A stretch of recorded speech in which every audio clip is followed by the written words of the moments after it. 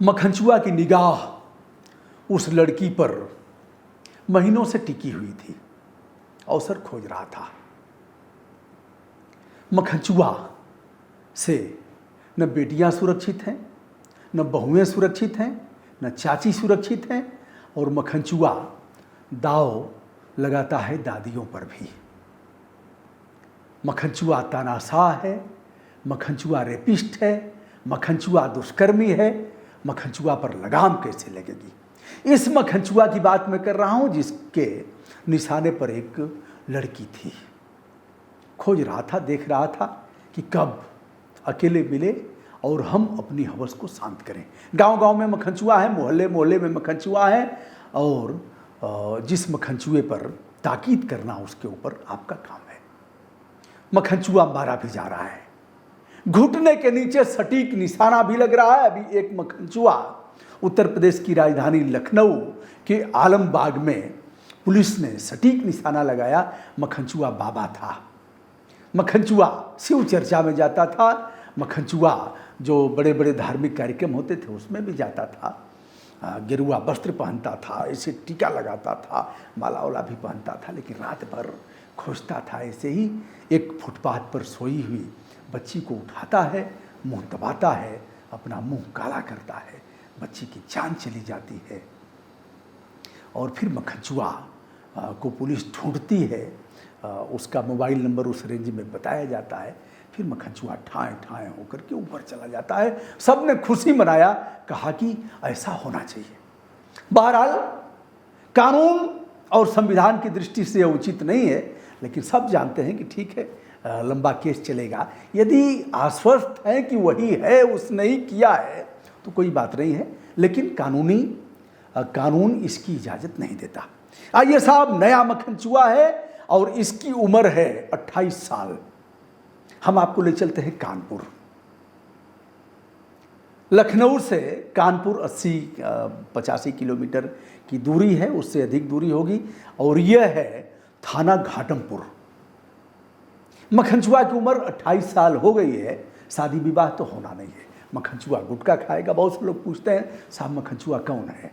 तो केवल गुटखा खाने से ही मखनचुआ नहीं हो गया। अच्छे लोग गुटखा खाते हैं, मखनचुआ गुटखा भी खाएगा, मखनचुआ सिगरेट भी पिएगा, मखनचुआ जर्दा पान भी खाएगा, मखनचुआ गांजा भी पिएगा, मखनचुआ मिल गया तो भांग भी खाएगा, मखनचुआ दारू पिएगा, देसी मिल गया तो अभी लेगा, अंग्रेजी मिल गया तो अभी लेगा, मखनचुआ हीरोइन भी पिएगा, मखनचुआ छिनैती करेगा, मखनचुआ बेविचारी है, मखनचुआ से बेटियाँ, मखनचुआ से बहनें, मखनचुआ से भौजाइयाँ, मखनचुआ से चाचियाँ, और मखनचुआ से दादियाँ भी सुरक्षित नहीं है। मखनचुआ प्रवक्ता है। मखनचुआ को देख करके घर में लोग घुस जाते हैं। मखनचुआ अब थाने की दलाली भी करने लगा है, बैंक का भी दलाल हो गया है, और मखनचुआ विधायक जी के साथ भी रहता है, प्रधान जी का कारिंदा है।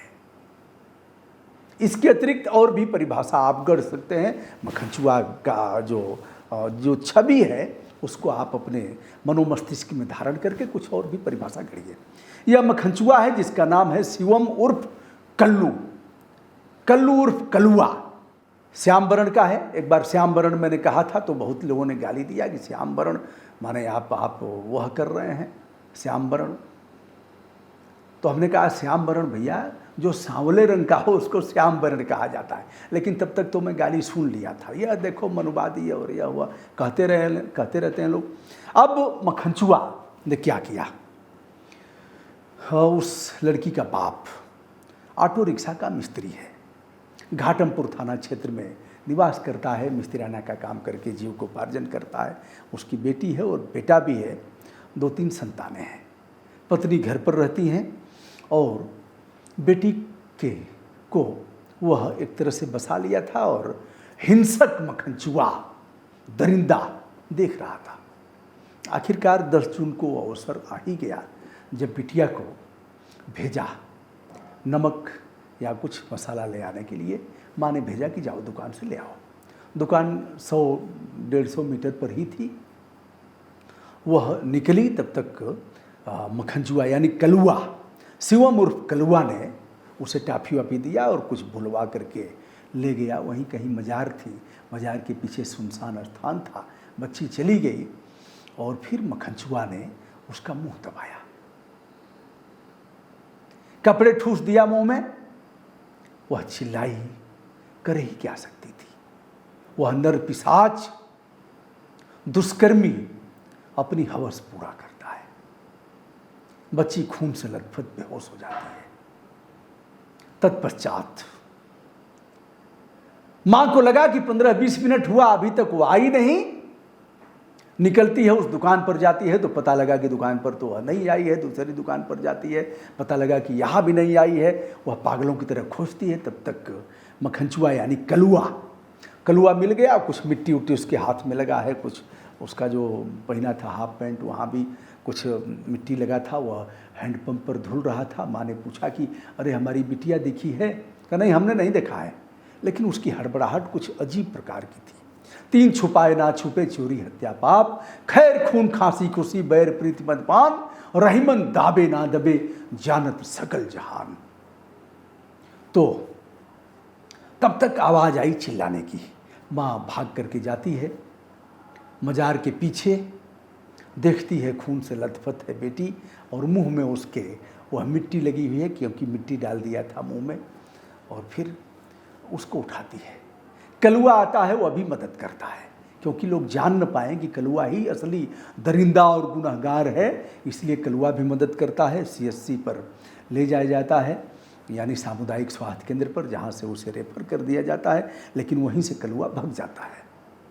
अब इलाज चलता है, लेकिन उत्तर प्रदेश की पुलिस को बधाई दूंगा, शाबाशी दूंगा। दोनों काम करना है, अच्छे काम की प्रशस्ति भी करना है।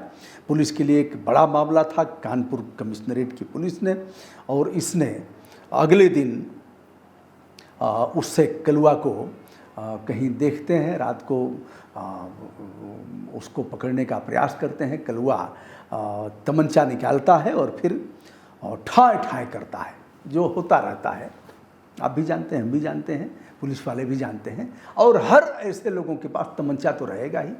तो तमंचा निकालता है, 2 लोग रहते हैं, लेकिन यहाँ कलुआ अकेले था। और फिर पुलिस पर 2 फायर किया। 315 बोर का देसी तमंचा था। कलुआ फायर करता है और फिर जवाबी कार्रवाई में सटीक निशाना पैर के नीचे लगता है और फिर कलुआ धराशायी हो जाता है। कलुआ को ले जाते हैं हॉस्पिटल और फिर हॉस्पिटल से बड़े हॉस्पिटल में जाता है। कलुआ पर दुष्कर्म, पॉक्सो एक्ट के अलावा हत्या की कोशिश इत्यादि के मुकदमे दर्ज हुए हैं। ऐसे कलुआ, ऐसे मक्खनचूहा के साथ क्या होना चाहिए आप बताइए, और ऐसी घटनाओं से आप क्या सीख लेते हैं? क्या आपको नहीं लगता कि गांव में, मोहल्ले में, शहर में हर जगह ऐसे मक्खनचूहा और कलुआ हैं? इनके साथ कैसा सलूक होना चाहिए? आपके जवाब कमेंट बॉक्स में संपूर्ण आदर के साथ हम निवेदित कर रहे हैं। आप बताएं और हमारा मार्गदर्शन करें। मैं हूं ब्रजभूषण दुबे। देश विदेश से जुड़े हुए तमाम आत्मीय मित्रों को मैं दिव्य नमस्कार यहाँ से निवेदित करता हूं। सादर नमस्कार, मंगल कामनाएं, सभी की जय हो।